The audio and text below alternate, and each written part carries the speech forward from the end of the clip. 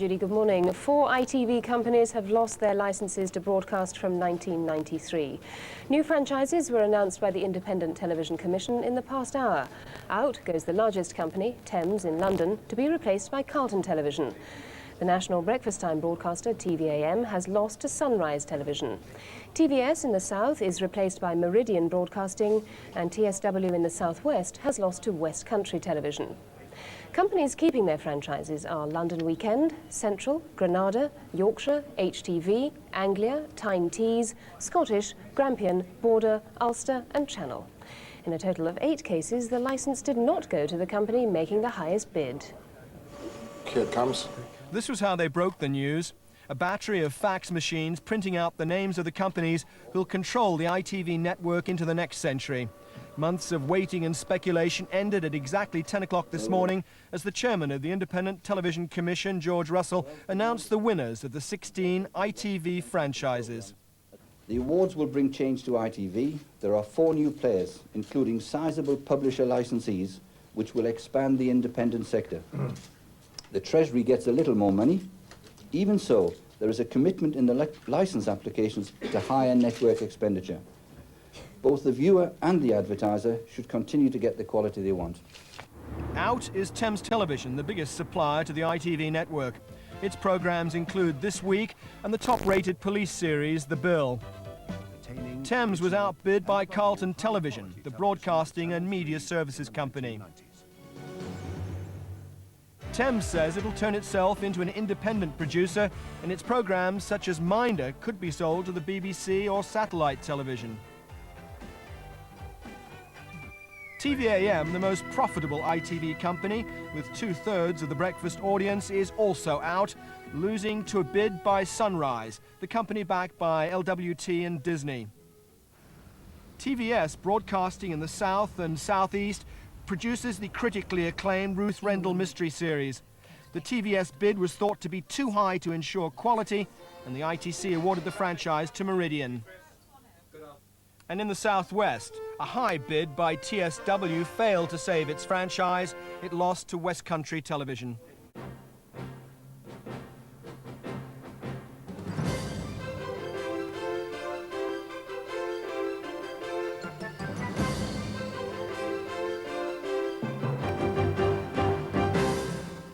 Hello, welcome to ITN's Lunchtime News. Our programme is dominated today by the announcements on the future of independent television in Britain. We'll have extended coverage of the details and, of course, later in the programme, a roundup of the rest of the news. First, the headlines this Wednesday lunchtime. Celebration for the winners in the ITV franchise auction. Thames, TVAM and 2 others are told you've lost out. The Independent Television Commission has announced the biggest shake-up in the history of commercial television. At exactly 10 o'clock this morning, the Commission's chairman, George Russell, announced that 4 famous ITV companies, Thames, TVS, TSW and TVAM, have lost their commercial television licences to other companies. The new licences, which will run from 1993 for up to 20 years, were awarded in most cases to those making the highest cash bid. But some applicants failed to pass a quality threshold. All existing 15 franchise holders and the national breakfast station TVAM had applied to keep their contracts. 3, Scottish, Border and Central, were unchallenged. The remaining 13 were opposed, and today Thames, TVS, TSW and TVAM lost their licences to rival bidders. Thames, the biggest programme supplier to the national ITV network, was outbid by Carlton Television, the broadcasting and media services company. TVAM's national breakfast show bid a low £14.5 million, and it lost to Sunrise, a consortium backed by LWT. It bid £20 million more. TVS failed because it bid too high. The ITC said it didn't believe the company would be able to sustain its programme output. The franchise was awarded to Meridian Broadcasting, a consortium put together by the advertising group MAI. And TSW, one of ITV's smallest companies, also lost because it bid too much. West Country Television, backed by the Director General of the CBI, John Bannum, won the franchise. So the months of waiting for nervous television bosses are finally over. For most of the existing franchise holders, it's been a morning of celebration. But for the 4 companies that lost, there's been disappointment, coupled with the prospect of job losses. Months of speculation ends in one brief moment. A fax from the Independent Television Commission arrives at the headquarters of ITN. Disappointment, months of work comes to nothing. ITN was one of the companies bidding for the breakfast license. It was rejected. Well, there we are. Minutes later, the full details of winners and losers emerged at the ITC press conference in London. Members of the commission sat in judgment to decide who should be licensed to broadcast from January 1993. 4 companies lose that right in a competition based on cash bids and quality. The awards will bring change to ITV. There are 4 new players, including sizable publisher licensees, which will expand the independent sector. The Treasury gets a little more money. Even so, there is a commitment in the license applications to higher network expenditure. Both the viewer and the advertiser should continue to get the quality they want. And champagne and celebrations at Carlton Television after ousting Britain's biggest independent TV company, Thames, whose cameras were there to record the event. The new management at Carlton are promising much. You can expect a wide range of programmes, new children's programmes, new drama series, new comedy programmes. Right across the board, we have a whole range of new programme ideas. And at London Weekend Television, they wasted no time giving the good news. More champagne as staff learned the company had retained its licence to operate. But the look says everything here. Phil Redmond's consortium was stiff challenge for Granada in the northwest. His £35 million bid outstripped Granada. He still lost and can't understand why. We can't see how, looking across the whole system, other people seem to have got through and we didn't. So that's something we're going to have to take a view on later today and tomorrow. At TVS in Southampton, disappointment despite a record bid of £59 million. Staff here will lose their jobs before January 1993. But success for Meridian TV, who will now take over. Quality has counted for a lot. The ITC have had a very high quality threshold. They've ruled out overbidders, and that was the key to having a quality system on ITV. So I'm delighted that Meridian have won, and I'm delighted at the way that the ITC have made their decisions in general. But at TSW in the southwest, disappointment. It's an extraordinary result, frankly. It baffles me. We passed the quality hurdle with flying colours, and in the blind bid, we made the highest bid by far of all 3 applicants, so we were confident of our business plan. I shall certainly be talking to my colleagues at the board to consider our next action, which may well involve legal resource to a judicial review. But for many, the celebrations will continue. The Independent Television Commission says they'll have a licence to broadcast virtually for the next 20 years. For the losers, they now have to decide whether to challenge these results. Well, we saw the ITC chairman, George Russell, in that report a short time ago. I spoke to him at greater length. Mr. Russell, a lot of applicants failed on the quality threshold test. What criteria did you employ for quality? Well, basically, the quality threshold was laid down in the bill. There was a wide variety of things we had to check through the system, and we followed this with diligence. We followed it without knowledge of the size of the bid, and took the decisions quite independently of any other subject other than quality. But what quality can the viewers expect? Well, I believe that based on what's coming out and the fact that not too much money extra is going to the Treasury, there is no reason why the quality that has been going in the last few years shouldn't be sustained. Obviously, some different companies will be producing it or buying it in. I'm confident that on the drive we've had for quality over the last 3 years, quality for the viewer has won on this occasion. Will you be monitoring that quality over the period of the franchise? Yeah, well, that's our job now. Once we see the franchises awarded, see them on air, our job is then to monitor carefully through the period to see that the things that have been asked of people are carried out, whether they're doing the drama they've promised or whether they're ducking, whether they're able to sustain the programme quality through the period. Well, now, there are 4 companies who have got to keep going, although they know that in 14 months' time they'll be off the air. Isn't it? It's going to be a very unsettling time. It always is. If you remember, the ITV system last time and the time before always lose ratings through this period. It's a very difficult period whenever you have a franchise round. This time, we've had 11 years before we had to hit it. It was usually 8 years. And I think that I don't wish to go through the next 14 months twice. It's going to be a very difficult one for all of us, but we're very lucky. Within ITV, there's a lot of very good managers. The companies that are coming in are also run by very major people, and I do believe they'll fit it in. The 4 companies moving out, they've got some other objectives. They've indicated they wish to be independent producers. I believe fundamentally they'll keep their standards up because they'll want to keep their share in the network or on the BBC, and you don't do that by downgrading your programmes in the next 14 months. What of this auction system? Is it a good one? It's a difficult one, that's for sure. We're going to spend quite a bit of time, I think, during the next year, now we've got this difficult period over, assessing it in total.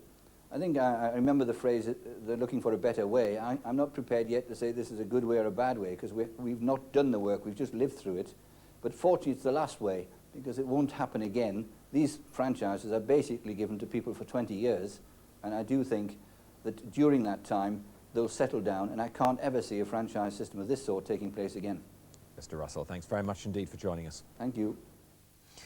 Much of the discussion about today's decisions will be about how much the individual successful companies bid for their franchises. The figures vary widely.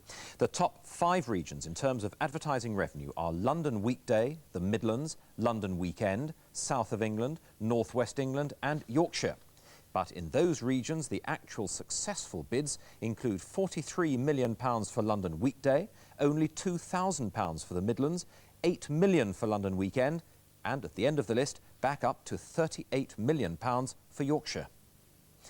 2 of the main losers of franchises were TVAM and Thames. Our reporters have been finding out how these 2 companies reacted to the news.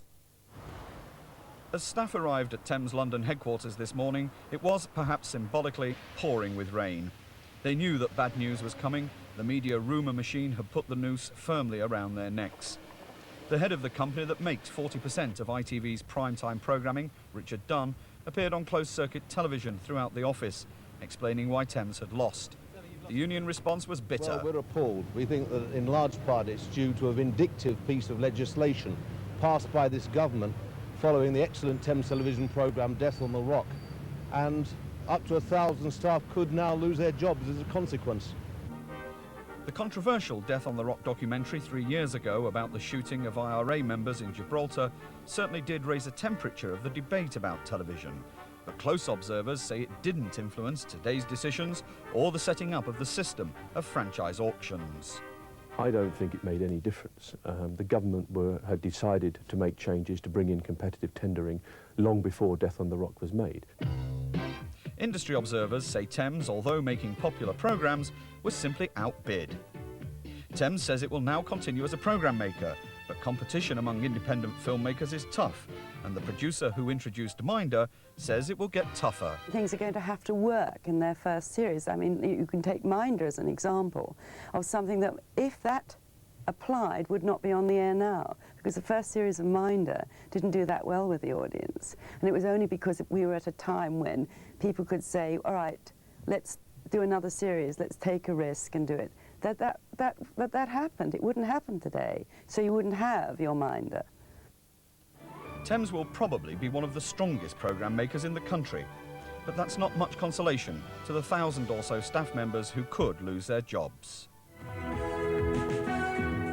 Despite the jolly title sequences, there's been a number of dreadful mornings in the short history of TVAM, but today's bringing the news of a loss of a station's franchise must be the very worst. Bruce Gingell, the managing director known as the Pink Panther and the man who made TVAM profitable, gave the news. Naturally, we're very deeply disappointed at the decision of the ITC.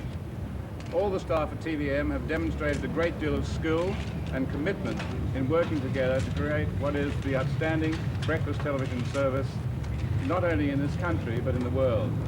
It's an extraordinary decision. On February the 1st, 1983, it was the Fab Five who presented Britain's first commercial breakfast service. Hello, good morning and welcome to TVAM. David Frost is in fact the only one of the 5 still connected with the station, and Angela Rippon made this rather rash forecast. And we do hope that you're going to stay tuned to us not just for this morning's programmes, but every morning, every day of the week, at least for the next 8 years. But all too soon, the Fab Five became the Flop Five.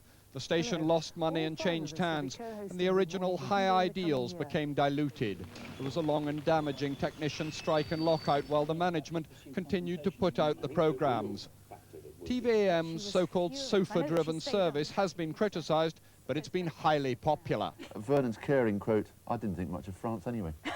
TVAM is perhaps the most profitable television company in the world based on turnover, but their bid for the new franchise was £20 million less than the successful Sunrise consortium. The £40 million bid was a proper and sensible bid given the exigencies of the of the business. I do not believe that Sunrise will be a profitable company. I predict that Sunrise will be bankrupt in 1994. TVAM has revolutionised the television business in many ways, and it does seem very unjust that it is others who may reap the benefit. The champagne came out anyway this morning, despite the very real bitterness. David Rose, ITN, Camden Lough. A short time ago, the Virgin Airlines boss Richard Branson, who failed in his bid for the Thames contract, said he was taking the matter to court. Our financial bid was slightly better than Carlton's, and therefore we feel that the ITC should have actually given us the licence and not Carlton. Did the ITC specify the grounds on which your bid had been turned down? They haven't, and we've decided to go to court to debate it with them, and because we are within our rights to go for a judicial review, and we would like to see the court overturn it and let us run Thames rather than Carlton. Richard Branson, one of the losers. With me is one of the winners, Nigel Walmsley, Chief Executive of Carlton Television. You'll be broadcasting where Thames is broadcasting now. What will you do with popular programmes like Minder, The Bill and so on? Well, I would hope that a great many of the popular programmes that viewers have come to enjoy will still be on the screens from 1993 onwards. As to specific programmes, I think... May I just ask you, you say on their screens, on your station, or will they have to look elsewhere for them? Well, I think the answer to that is, first of all, we have to know whether the makers of those programmes intend to go on making them. If they do, then the network, that is to say all the regional broadcasters acting together, will be taking decisions through a central scheduler as to which programmes they want to take to broadcast in the future. That will not be a decision of us, Carlton Television, acting on our own in the London region. We will be part of a network decision about such programmes. So these programmes could conceivably go? They could conceivably go. On the other hand, I think it unlikely that a network would want to reject programmes of established quality and popularity if there are opportunities to continue broadcasting. Right. Well, what will you be offering that's new? I think the most important thing that we will be offering is access to the talent and the ideas of independent producers. The number of independent programme makers in this country has grown rapidly during the 80s for a variety of reasons. I think that they deserve an opportunity to see the best of their ideas on the screen, and the way we intend to develop our programmes, which is essentially to commission them from others rather than to make them ourselves, I think will give a window on that talent to make its mark and show that it can compete with the established broadcasting production houses. Will Carlton Television look very different to the way Thames looks now? Well, I would hope so. I mean, otherwise, you could argue that what is the point of this very complicated process we've all been through? I don't think we're talking about a revolution. I think we're talking about an evolution. That is to say, many of the best programmes of the current system I firmly hope will be retained, but at the same time, I think viewers have a right to expect new programmes, new ideas, originality, and certainly we have spent the last year developing a very large number of programmes with independent producers. Drama, comedy, light entertainment, children's programmes, right across the board. I think we have exciting ideas that we're looking forward to bringing to viewers. Nigel Walmsley, thank you very much indeed. Thank you. Well, you've heard something of the programmes the franchise winners are planning to bring to the television screens. But what of those companies who have lost their franchises? What will happen to programmes like Thames Television's Minder and The Bill and TVS's The Ruth Rendell Mysteries? We've just heard from Nigel Walmsley what is likely to happen to the Thames Television programmes. They will probably still be made, but who will broadcast them is, from today, considerably less certain. Every other Monday at 10:30, executives from 10 independent television companies meet here to decide which programmes are shown on the network. From next year, that will change. Those decisions will be in the hands of an independent group known as Central Scheduling, set up and financed by the ITV network, but separate from it.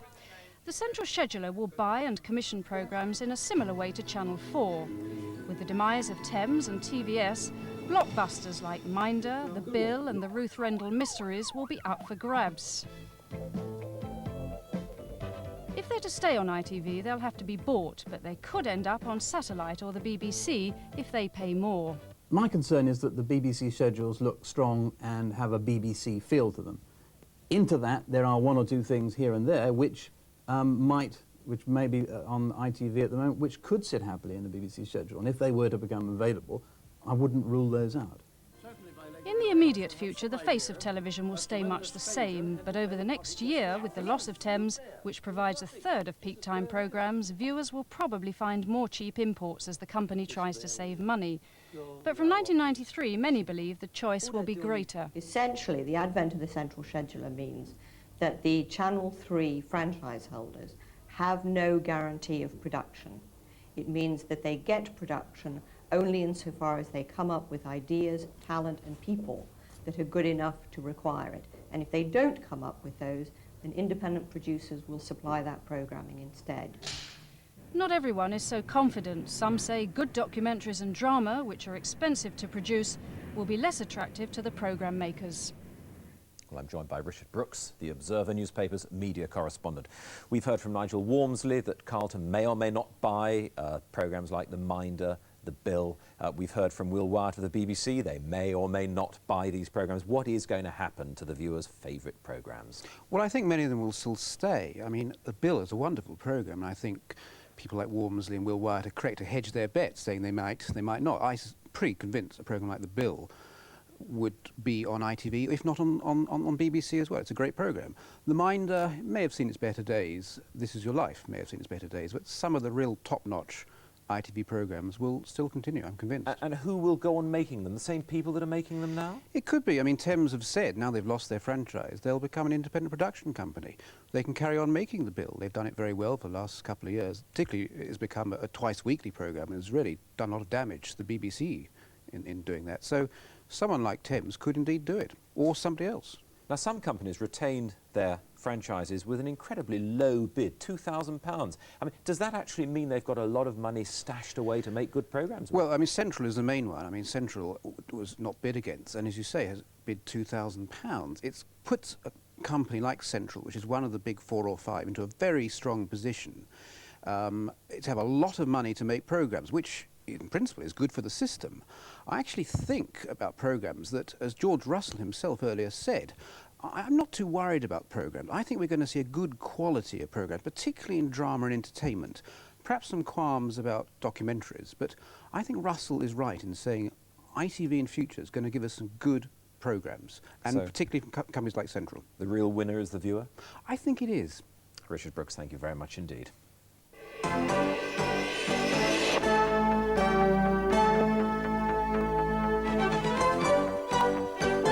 4 of Britain's ITV companies lose their licences.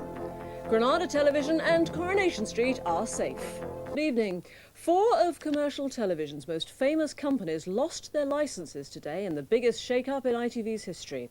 Thames, TVAM, Southampton-based TVS and TSW covering the southwest all lost to rival bids. Thames, the biggest programme supplier to the national ITV network, was outbid by Carlton Television, the media services company.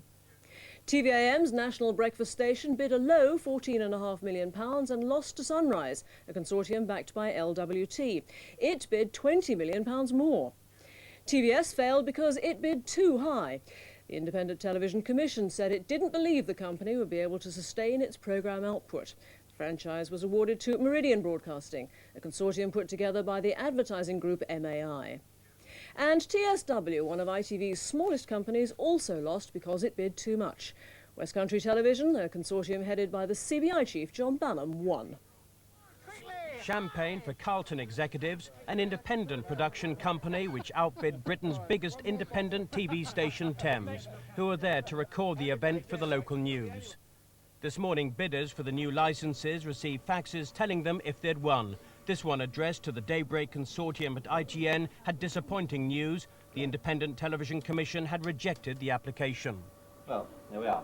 It was left to the Commission to explain why 4 companies, including Thames and TVAM, had failed to retain the right to broadcast. It was measured on cash bids, the money they were prepared to pay the government, the quality of programming. The system had been heavily criticised. I'm not prepared yet to say this is a good way or a bad way, because we've not done the work, we've just lived through it.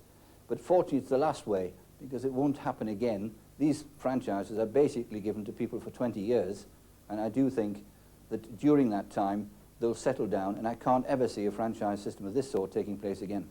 For Meridian executives, it was time for a toast. They successfully ousted the existing franchise holder, TVS, with a smaller cash bid. Now they have to get a service ready. Absolutely no danger of old favourites disappearing.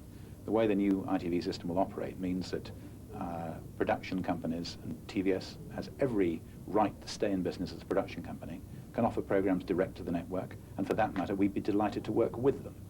And at London Weekend Television, the stars were brought in after the station successfully beat off the competition. It was a different story at Thames. Staff learned the company had lost the contest in an in-house broadcast from the chief executive. It left workers angry and worried for the future. I think the Thames are a wonderful company. We've made some excellent programmes in the past, and I don't think Carlton will ever come up to our expectations. I got some wonderful men and women who work here at Thames, and to lose their jobs because of a higher cash bid when their track record could not be taken into account, only paper promises could be taken into account by the ITC, is very rough justice on those people. Here, the look says everything. Phil Redmond's consortium failed to win.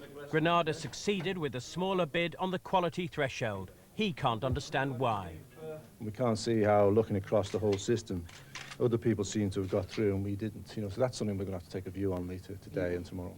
And why that company considers whether to take legal action, Richard Branson's group certainly will. They tried for 3 licenses and got nothing. Decided to go to court to debate it with them, and because we are within our rights to go for a judicial review, and we would like to see the court overturn it and let us run Thames rather than Carlton.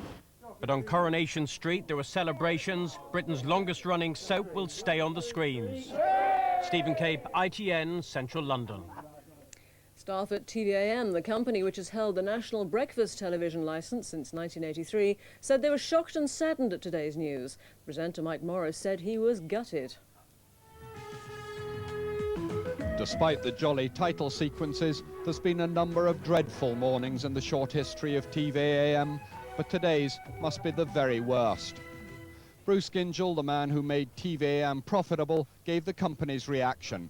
Naturally, we're very deeply disappointed at the decision of the ITC. All the staff at TVM have demonstrated a great deal of skill and commitment in working together to create what is the outstanding breakfast television service, not only in this country, but in the world. It's an extraordinary decision. On February the 1st, 1983, it was the famous 5 who presented Britain's first commercial breakfast service. Hello, good morning and welcome. David Frost is in fact the only one of the 5 still connected with the station. But TVM lost money and quickly changed hands, and the original faces and ideals were changed too. There was a long, damaging strike and lockout, but Gingell forced through more flexible working methods and lower manning. Since then, TVM's sofa-driven service has been criticised. Trawling through the papers for some of the dafter stories. But it has been highly popular and highly profitable. But Gingell's bid for the new franchise was £20 million less than the successful Sunrise Consortium. The £40 million bid was a proper and sensible bid given the exigencies of the business. I do not believe that Sunrise will be a profitable company. I predict that Sunrise will be bankrupt in 1994. TVAM has revolutionised the television business in many ways, and it does seem very unjust that it is others who may reap the benefit. We did not deserve this. We deserved special consideration for our achievements. That has not happened, and I feel gutted. The champagne came out anyway today, despite the very real bitterness. David Rose, ITN, North London. The losers in the franchise auction currently broadcast some of ITV's best-known series, like Minder, The Bill and The Ruth Rendell Mysteries. It's not clear what will happen to them after 1993. Every other Monday at 10:30, executives from 10 ITV companies meet here to decide which programmes are shown nationwide. From next year, those decisions will be in the hands of an independent group known as Central Scheduling. They'll buy and commission programmes in a similar way to Channel 4. With the demise of Thames and TVS, blockbusters like The Bill and The Ruth Rendell Mysteries will be up for grabs. In future, ITV will have to buy them, but both satellite television and the BBC can bid for them too. My concern is that the BBC schedules look strong and have a BBC feel to them. Into that, there are one or two things here and there which may be on ITV at the moment, which could sit happily in the BBC schedule. And if they were to become available, I wouldn't rule those out.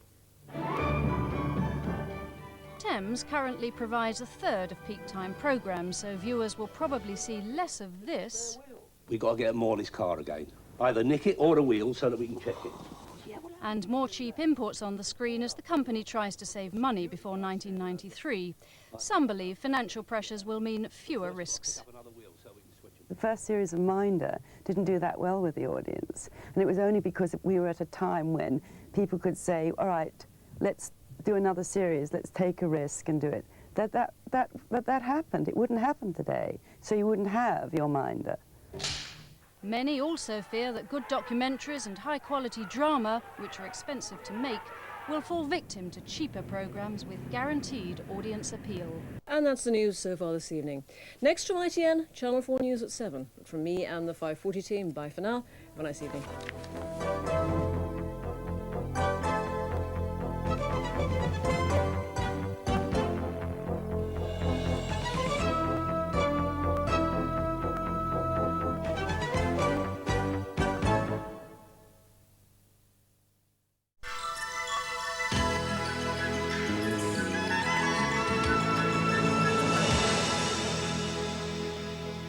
This is Thames Television. The time is 10 o'clock.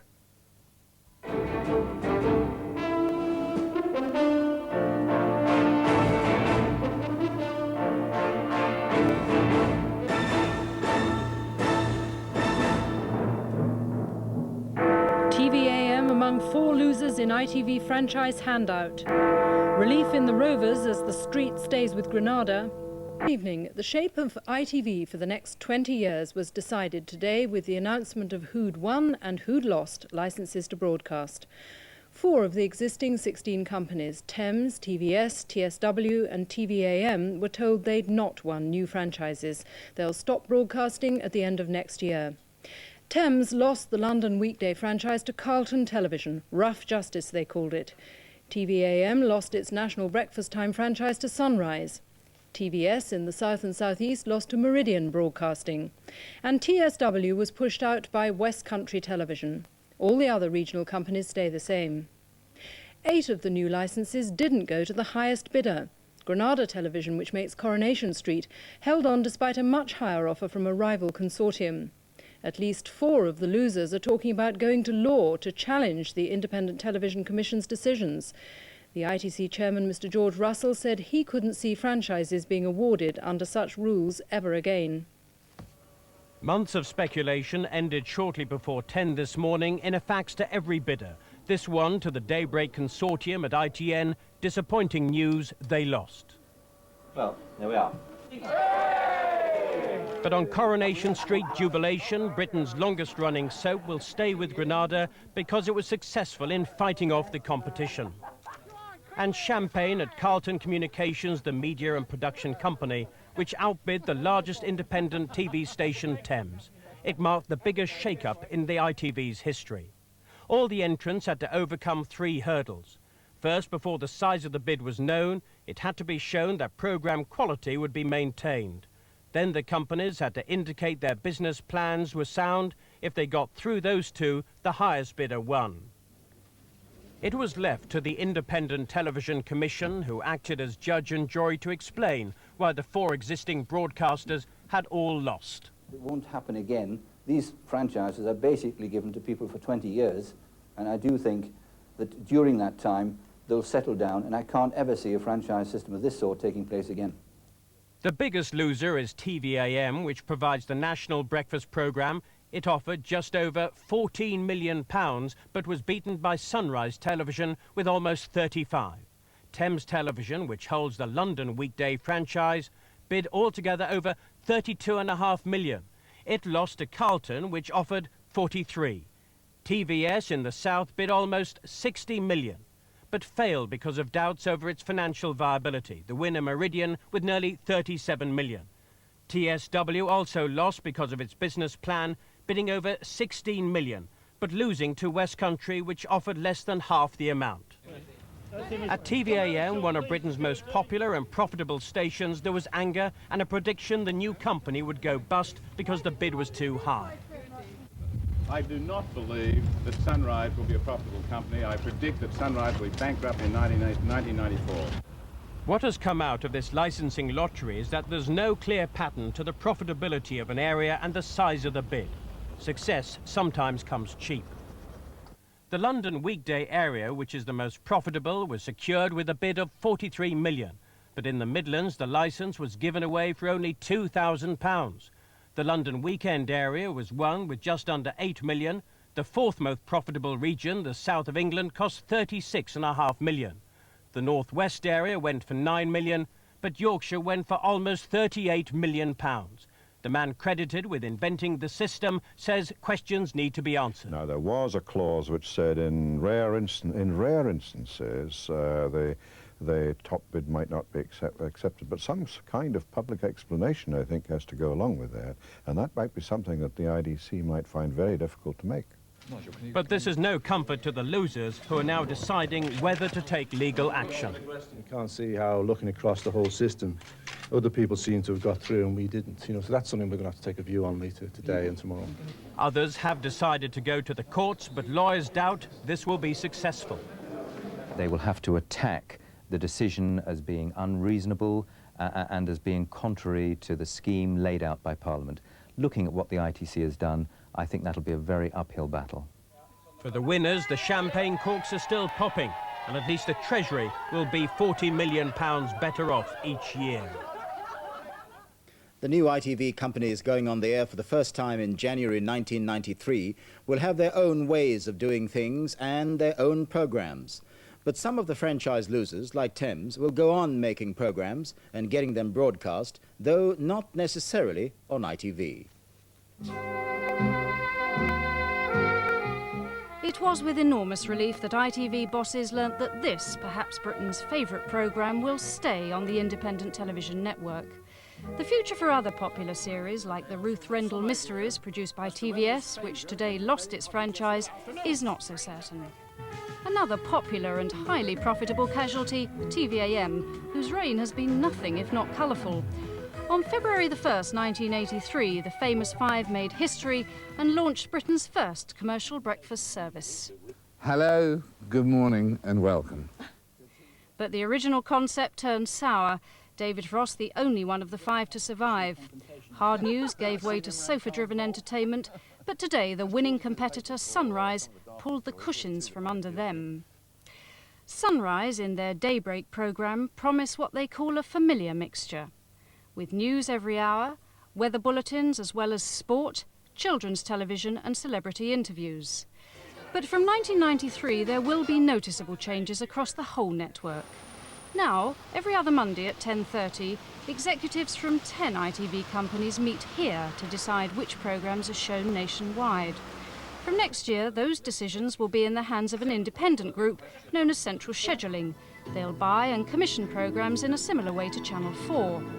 With the demise of Thames and TVS, blockbusters like The Bill will be up for grabs.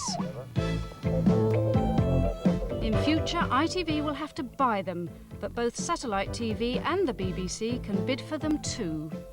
My concern is that the BBC schedules look strong and have a BBC feel to them. Into that, there are one or two things here and there which may be on ITV at the moment, which could sit happily in the BBC schedule. And if they were to become available, I wouldn't rule those out. But Will Wyatt will be negotiating against a formidable group of chiefs. Amongst the powerful players will be Michael Green of Carlton, which takes the Thames franchise, Leslie Hill of Central Television, Gus MacDonald of Scottish, and Greg Dyke and Christopher Bland of London Weekend. And there's a new concentration of power. Well, LWT will now obviously have its own franchise. It's got 20% of Sunrise, but if you look at Central, have got its own franchise and 20% of Meridian. Carlton has got the London franchise plus 20% of Central, and therefore in effect 4% of Meridian. I think it's unlikely that by the late 90s there will be anything more than 4 or 5 big ITV companies anyway. For the audience, things will start to change over the next year. Thames currently provide a third of peak time programmes, so viewers will probably see less of this. We've got to get Morley's car again. Either nick it or the wheel so that we can check it. Yeah, well, how are we going to do that? And more cheap imports as the company tries to save money before 1993. Some believe financial pressures will mean fewer risks. The first series of Minder didn't do that well with the audience, and it was only because we were at a time when people could say, all right, let's do another series, let's take a risk and do it. That happened. It wouldn't happen today. Many also fear that good documentaries and high-quality drama, which are expensive to make, will fall victim to cheaper programmes with guaranteed audience appeal. But today's upheaval is not necessarily the future face of television. It is likely for companies that have bid extremely low today that they will be very vulnerable to takeover from 1994 onwards, and that European ownership will rise quite markedly before halfway through this decade. For the industry and for the viewer, there's very good reason to watch this space. Thames TV, the biggest of the ITV companies, said the loss of its broadcasting licence would mean 1,000 job losses starting early next year. It said it now aimed to become the biggest independent producer, and its shares finished the day 7 pence up. Shares in the other franchise losers, TVAM, TVS and TSW, all fell. 23 years ago, Thames marked its birth with a rather formal lunch at the Mansion House in London. But even then, the harsh commercial realities intruded. Their opening night was blacked out by a union dispute, and everyone knew that TV had to be box office. Anything that isn't happening on television should be thrown out, you know, in a few minutes. But anything that is good should be kept, and as long as it's entertaining the public, then it's right. If it isn't, then it's wrong, and throw it in the alley. And now, arriving, the Lord Mayor, Sir Gilbert Inglefield. Ironically, the commentator that day was Andrew Gardner, who tonight had more sombre news for Thames viewers. Good evening. The television franchise battle is over. Tonight, celebrations for some, but recriminations and huge job cuts for others. The losers, Thames Television and TVAM. Thames staff expected the decision, but it was still a shock to hear from their chief executive that 1,000 jobs might have to go. I got some wonderful men and women who work here at Thames, and to lose their jobs because of a higher cash bid when their track record could not be taken into account, only paper promises could be taken into account by the ITC, is very rough justice on those people. I think that Thames are a wonderful company. We've made some excellent programmes in the past, and I don't think Carlton will ever come up to our expectations. 3 years ago, one of those programmes, Death on the Rock, irritated the government so much, some observers suggest, wrongly, that it led to today's decision. In fact, Thames has a long record of popular programmes that ride high in the ratings. It says it now wants to build on that reputation and turn itself into an independent programme maker. Detective Inspector Regan, Flying Squad, you're next. Thames is very viable as an independent production company, and that, ironically, Thames can make more money in 1993 than it would have done under had it won the licence. Both the BBC and Sky say they might buy Thames programmes, but now, after 23 years, a familiar face will disappear from our screens. That's the news at 10 from Trevor and from me. Good night.